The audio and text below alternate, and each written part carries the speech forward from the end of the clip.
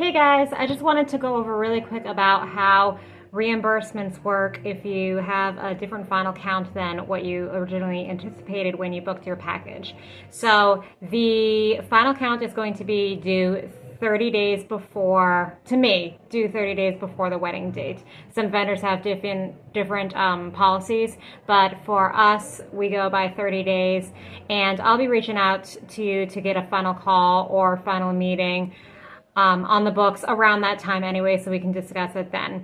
And the 30-day payment, I like to call it a 30-day payment instead of a final payment because it's still based on your original package. So even if we don't have our phone call until 29 days before your wedding, you're going to make that payment based on your original package. Now, it's likely that your final count is going to be either higher or lower than what you anticipate. It's really just a starting point. So if you have more guests than what the package allots, on my end, there's not too many additional charges. For the venue, mostly everything is included regardless of how many guests you have. So you're still going to get an air-conditioned barn whether you have 50 guests or 200 guests. You're still going to get coordination services and day of coordinator services whether you have 50 guests or 200 guests. So that's going to be included as well as the majority of the things that are included in your package per the venue. The only additional things on my end would be like if you had some upgrades.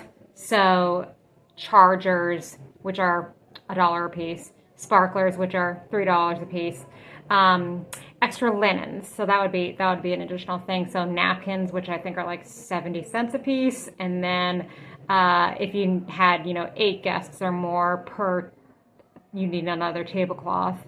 So whatever that rings in, basically I just look at what your total is on your linen order, and then I'll look at what the allotment is for your package, and then if the total is more, then I'll just do the math in my head and charge you the difference, the remaining balance on your invoice for the additional linens.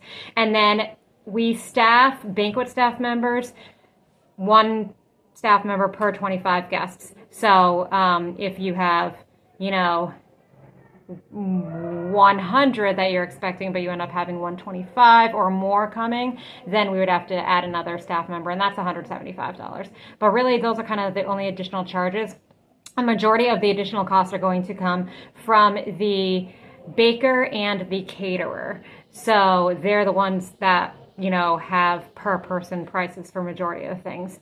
And any additional charges over the allotment, you can just pay directly to the vendor. Now, if you have fewer guests than you expected coming, then again, it would mostly just come from the baker and the caterer and the linen provider. So I would just look at what the allotment is for each vendor compared to the invoice that I get from the vendors. And if it's under budget, then again, I'll just do the math and credit you the difference. But that credit isn't going to be applied until after you make your 30-day payment, because I don't receive invoices from vendors until about 1 or 2 weeks before the wedding. So likely you'll be paying your 30-day payment based on your original package and then receiving a reimbursement check at your rehearsal or at your wedding day.